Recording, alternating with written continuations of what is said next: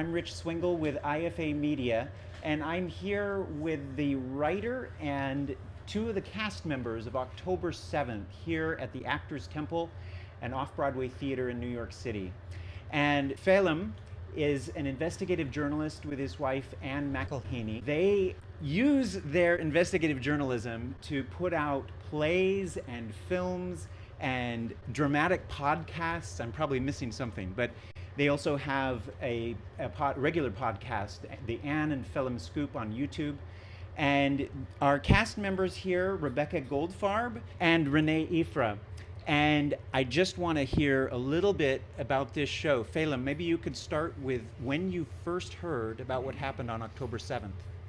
Well, like everyone else, we heard it, I think it was in the evening of October 7th. But really, the thing that sticks in my mind is October 8th. We were in Ireland, and as you know, Ireland has a strange way of going on at the moment. I think they just raised a Palestinian flag. They just raised the Palestinian flag over the Irish Parliament, something that the American nation didn't get after 9/11. We didn't get that honor after 9/11. So we immediately noticed that people in Ireland were saying, "Oh, have you heard they're turning off the electricity in Gaza? Have you heard that Israel's going to bomb Gaza?" And I'm going, I think you need to talk about what happened on October 7th. And we realized, and these were good people saying this, by the way. These were good people. And we realized the media were not covering October 7th. So there was a story missing there, and as journalists, that just offended us, actually. That, you know, they call journalism the first draft of history, and that was not being written. So Anne and I thought, well, if not us, who? You know, I mean, literally, I was looking around thinking, somebody's going to go and make a really great drama out of this, or a play, or a verbatim movie, or something like that. And I realized nobody was going to do it, and we were going to lose the story. The world was going to lose this story, and that more than anything. I mean, obviously, October 7th is an incredible tragedy, but just as a journalist, it just got me that people were not covering this story. We're sitting here on D-Day, and it's like, imagine not covering D-Day. Imagine not covering a major historic event because you didn't like the victims, or I mean, it just struck me as wrong in so many levels. Yeah. And so you actually went to Israel and interviewed folks who witnessed that. Is that correct? Yes. Yeah. Anne and I went there. We interviewed about 20 people. We boiled it down to about 13 of the most interesting stories, which these actors are bringing to life. Fantastic. In the most amazing way. It's an amazing play. What happens on stage, which I have nothing to do with, that's between the director and the actors. But when I say on stage, they use every inch of the theater. Right? It's very immersive with the sound, and I notice the audience, they're leaning forward to listen. Normally, when you go to a play, the audience sit back and listen to what the writer has written. But this is a verbatim play, and everyone's sort of listening to every word because they know this is a real word. They don't want to miss a word. They don't want to miss one word. And sometimes, there's a sound effect that drowns out a word, and somebody comes up to me afterwards and says, "What did they say then?" Because they just don't want to miss a word. And so that's the power of verbatim theatre, which is not that well known in America, but it's getting more and more known. There was another verbatim play in New York at the same time there recently. So it is funny, that came from the UK as well. Oh, okay. So it's a more of a UK thing, which is my background. Yeah. So that's, to me, this was just the most obvious thing to do. And what made you two want to be a part of this? Well, I just got a call from my manager with an offer for this, and it kind of just fell out of the sky for me. I was very upset since October 7th, and feeling extremely lonely and disconnected and in utter disbelief in terms of how this was being covered, the reactions on the street in New York. Brooklyn, one of the famously largest populations of Jews outside of Israel, and people were tearing down posters of babies, and I didn't understand what was happening.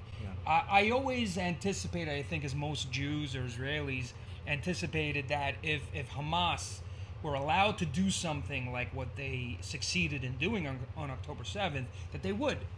What no one I spoke to, including myself, could have ever anticipated was the global reaction. It was almost like everyone was sort of connected with each other on what the common message would be, and to silence. The most painful thing for Jews is it's not bad enough that something like this happened, but nobody was given the time to mourn. and is still prevented from mourning. And I think that is part of the tactic that Hamas implemented, in my personal opinion, with a large amount of help from Iran, who are extreme experts in psychological warfare and propaganda and all that sort of thing. And that's what's so painful to me. And having the opportunity to kind of excise those feelings in a group with other actors, and for the first time feel safe enough to be able to talk about my feelings honestly without being attacked or being labeled like I'm a neo-Nazi. You know, it's bizarre. So so I just jumped at the opportunity to be, and it's a very again, there's no politics involved. It's just telling the honest, verbatim stories of what human beings went through, in a way that I don't think anyone, at least in the Western Hemisphere, has experienced anything even remotely close to that since World War II. We were at the Nova exhibit down on Wall Street, and we ran into somebody who was a retired homicide detective, and he had spoken with people who were there at the Nova exhibit, or I'm sorry, at the Nova event, cleaning up, and I don't know what their capacity was, but he heard details that aren't revealed in a public place, and he said he had convicted hundreds of murderers, and what they had done paled in comparison to what Hamas was doing. He said, compared to what they did, the people he convicted should have gone free. And not just on individual levels. It was like an army of people, an army of psychopaths. With the instructions to do exactly what they ended up doing, to film it, to broadcast it. This is unprecedented in modern history. Rebecca, what made you want to be a part of this? So similar to Renee, I also just got an offer from my manager, which was very exciting, and to me it wasn't even a question in my mind about whether or not I wanted to do this. I remember where I was on October 7th, just finding out about it, and I felt so heartbroken. My grandfather was a Holocaust survivor, so I knew such hatred existed in this world, but I never thought that in my lifetime I would see it. And so when that happened, I felt like I kind of shut down a bit and just like had to block all the truth of what happened away mentally to kind of just move on and not fixate on it. And I feel like this show came into my life so that I don't do that, and I continuously remember and speak up about what happened because it is so important, and people are still struggling every day because they were directly affected by this. And if our show gives voice to those people who endured such horrific things, I mean, to me that really matters, and I'm really proud to be a part of that. So we're about to see the show, so we have yet to kind of experience it, but are you playing different characters, or you stay the same character throughout? Yeah, so I have one main character that I portray for most of the show, and we see her whole, story from October 6th till probably October 8th unfold. But between different scenes and moments of that, I portray a bunch of side characters too. I think when I counted, it was 7 or 8 others. She plays a cute little 15-year-old, who's slightly stroppy, and then the next minute she sees this cop, which actually it was a great switch. I love that. Thank you. Nice. And how about you, Renee? I think the entire cast, they have like a main character, Okay. and then there's ancillary characters that only show up, in a few instances, and so we just, wear different hats. How have you, let's just look at your main character that you're playing. How have you connected with that character, and how meaningful has that been for you as an actor? For me, I think I'm playing a 15-year-old, and I'm not a minor anymore, so to know the effect of just hearing what happened and how that affected me as an adult versus imagining these children who had to go through this is insane to me, and I think really I had to go into it from the eyes of a 15-year-old, and what it means for her to now have to go back to high school and live her life and act like nothing happened, but knowing what has happened, and she can't unsee the things she's seen, and she can't, she lost so much. She lost her innocence, and she lost people who mattered to her. But aside from how I am as an adult and how that affects me, really remembering that she's only 15 has been really eye-opening. I didn't get to the Israel Day Parade. Did you? I hope you all know there were 60,000. CBS estimated 60,000 showed up for that. But there was this one guy with the cardboard that said, "Kill hostages now." Of course, his face was masked. And as I was talking about that, I let the camera rest on, of course, on the cyclone fence. There were all of these different hostages, and I rested on this 4-year-old. When you really think about the hatred that. I don't even know if it's real hatred. I think people are so eager for attention that they've lost all boundaries and all sense of decency. It's just about getting a rise out of people, and they'll go to any lengths to do it. That says something else about the times we live in, and I think social media plays a big role in that. But I'm severely concerned about this younger generation and what they're willing to do, and they look lost. Yeah. And how about for you, Renee? How have you connected with the main character that you're playing? It wasn't that difficult. My dad's Israeli. I've spent my whole life around Israelis, have many relatives in Israel, and a character like the one I'm playing is as wonderful as he is, he's a dime a dozen in Israel. It's like it's a small country. People don't realize. Size of New Jersey. And it's about 8 million people. There's only about 15 million of us in the entire world. People think, it's like 50 million, 100. It's like it's a small group of people. And in Israel, everyone kind of knows everyone in a weird way, or knows someone that knows someone. And so, getting a character like this and hearing it could be my cousin, it could be somebody I know. It's that familiar to me, so it wasn't that difficult for me to just say the words.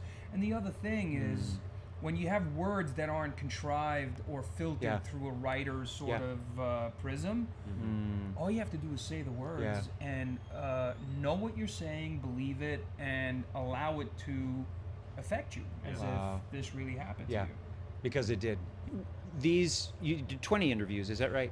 More or less. I can't. Yeah. I did so many. By the end, I was punch drunk. I think about 20. But were they from various locations? Yeah. We were all over Israel. We were all over Israel, and at the end, I remember towards the end, I was going, we don't have enough young men. We don't have enough young women. We don't have enough old people. We don't have enough foreigners. We don't. I wanted to get a snapshot of the day. From all these different perspectives. So we don't have enough northerners, southerners. It wasn't quite like that, but I really did want to. I hate that word, but diversity. Sure. I wanted to make sure that there was a range of voices and experiences actually, because some people, saw their children on video and went to rescue them. Some people were in the middle of it, like your characters and your characters, like they are in the middle of it. Like his character got shot 5 times, Wow. So, Rebecca's character spent, I think, 36 hours in a safe room, while Hamas were, their home was the center of Hamas headquarters basically for the day. So, so there was people watching it from outside, people rescuing people, and people in the middle of it. So it was a multi view. Wow. Well, now that our intercessors understand the breadth of what you were going for, now talk about the patterns that you saw. Well, there was a pattern of faith actually. People, people going from not having much faith to, I'm not saying becoming religious, but definitely people prayed who wouldn't normally pray. One of my favorite lines is a guy who said, his girlfriend said the Shema, and he got away, and he said, but it was all about my driving. It wasn't about. And I felt, for me, I feel that's him being very defensive. He's thinking maybe it was the prayer, but I'm not going to accept that, right? And but then there's another one, Shani, who says she became more religious. So it's a movement from faith. And you think about it. What's the most secular thing you could do is is have a party where you drink and take drugs on a religious holiday in Israel. So these are the most secular of the most secular people, and let many of them move towards faith. Then you had there's an Orthodox Jewish person who breaks Shabbat and goes and rescues people. I just felt that was very interesting. I also the lack of the not the lack of faith, but the losing confidence in Israel was a big thing. People thought, and some of the characters said, that they had the best army, the best intelligence service, the most secure border, and they realized now they didn't, or for that day they didn't, and they're sort of going, well, can we trust Israel anymore? Israel was like the place where they would be safe. Yeah. Funny enough, even though it's a dangerous, there's a terrorism thing, but they felt safe there, and so it's losing faith in Israel was a big theme going through it. So that's a much bigger point, and not as easily solved as saying prayers now. Coming to religious faith is much easier than coming back to your faith in Israel, and I have no answer to that. But I just noticed that was a theme that people were saying. People used to believe in that they could make peace with Palestinians, and now, as one of the characters is, now I'm not so sure. And I'm not saying these are not the definitive answers, right? That these people are. I try to give a cross section, but people are asking a lot more questions. So that was a theme too. People are questioning their previous beliefs. That's actually more. People are questioning their previous beliefs, whether it's belief in secularism, belief in God, belief in Israel, or belief in a peaceful solution. Jews have always seen themselves as extremely vulnerable to attack. Yeah. And so since the creation and the founding of the State of Israel, the strength of the army and its success against constantly being attacked by overwhelming odds from Arab neighbors is the thing that was the core of the identity of Israelis. And every Israeli would always proudly talk about their service in the military. It's also one of the few armies, if not one of the only armies, that from the beginning inscripted men and women, so there was a huge sort of gender egalitarian attitude to that. And to have sort of the security shattered in the way it was has torn a huge wound into the fabric of the Israeli psyche, which cannot be repaired right now. Right now, it's about trying to just reestablish certain boundaries where they can feel somewhat safe again. And then they're going to have to go through a very difficult period of time, which isn't going to happen overnight. It's going to happen decades, I imagine, to kind of sit and be introspective and figure out also there was a lot of turmoil going on just before, which many people say might have been part of the cause of the lack of the security lapse. It's hard to say, but it's going to take a while. And right now, what every Israeli says, this is not the time to think about this. Now we have to defend ourselves, get our hostages back, and reestablish our strength and authority in that neighborhood. What a lot of people don't realize, Israel is not an aggressive place. Most Israelis always talk about love, about wanting peace and stuff, but they're in a neighborhood where everyone in their neighborhood doesn't respect peace. They see it as weakness, So you have to be strong. That gets misconstrued in Western media a lot, as if Israel's the aggressor or whatever. They can't afford not to be. Exactly. That's the problem. What do you hope comes out of your efforts here? Yeah, I mean, there's so much hope that I feel with this production.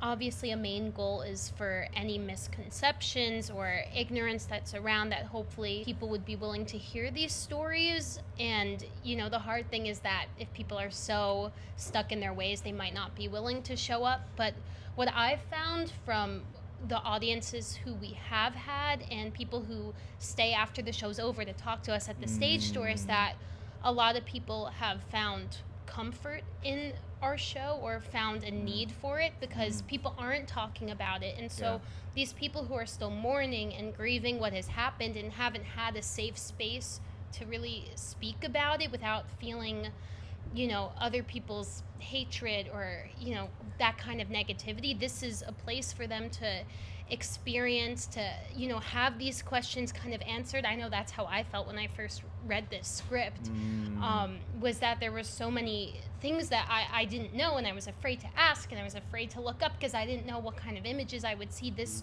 gave me a place to really learned so much, and I feel that I've kept learning throughout this process, and I feel that a lot of audiences who have come to see it have appreciated our efforts. Wonderful. Renee? Well, the very fact of trying to silence everything that happened is just another aspect of that dehumanizing element that is intended. I don't have any hope that this play is going to change the minds of people who are, waving banners of kill the hostages. It really is just about being able to have people walk in who feel just as lonely and as isolated and as baffled by what's going on, and seeing, hey, we are being seen. Our stories are important. We're not alone. And I have to say, almost nightly, I have to hold it together, because when we all come up and do our speeches, and you look in the audience, and people are wiping away tears. It is hard, and that's the connection. That's why I'm doing this. You know. If I could just say, some people, sometimes say, "Oh, that you're just preaching to the choir," which is a phrase, But I always make the point: the choir have to practice. Yeah, they do. The choir sound great on a Sunday, but they practice on a Tuesday and a Thursday, right? So you have to. There's people coming here who are like you, sitting at home, thinking, Am I crazy? Am I the crazy one? And you come here and you realize you're not the crazy one. This happened. This is real, and you've got questions, and hopefully this will answer some of the questions. Now, we've had a lot of inquiries from all over the world to put this play on, and other people want to put it on. We got an inquiry from Argentina. Wow. Somebody wants to put it on. And I hear you're taking it to Harvard. Yes. Oh, that's definitely. That's a need. But I want this play to be all over the world. And there's no reason it couldn't be. No. So simple, such a simple concept. Yeah. We have to get past the right now successful tactic of shaming anyone that wants to actually have empathy and sympathy and compassion with the victims. We are in this insane time where if you don't agree with everything that a certain select group of opinion makers say is how you're supposed to think, you are extreme right. You're just the other, And the whole point is just Israelis, Jews, have a right and deserve to be seen and treated like any other human being. It's just this gaslighting, this collective gaslighting that's going on needs to stop. Yeah, I agree with that. It's pretty amazing that telling the truth about Israel or Jews in New York in 2024 is controversial. That there's a police presence outside. I mean, like George Orwell said it. In crazy times, telling the truth is a revolutionary act. Or I'm not saying it properly, but this is countercultural, which is kind of weird. That this kind of play in New York in 2024 will be countercultural, but it is, and it's important. And people need to know that this happened, and that there's an artistic expression of it, because sometimes if it's not on the movies, it didn't happen. If it's not on TV, people can see things and they don't believe it until they go home and see it on TV almost. The hope that I have is that this shift happened relatively fast. I would say in the last 5 to 6 years that I've noticed it. If October 7th were to have happened 5 or 6 years ago, I think the reaction would still be the reaction we all would have come to sort of expect. But something has happened since the pandemic or whatever. I agree. That has brought us to this place and time, but it's still comparatively a short period of time. I'm hoping we can undo that. But to do that, you have to figure out where the source of the problem lies, and I don't think a lot of people want to talk about that right now. Well, I want to make sure you guys have enough time to get ready for your show. So thank you so much for taking the time. We can't wait to see this. Thank you. Pleasure. Thank you. Thank you. Intercessors for America. News, prayer, action.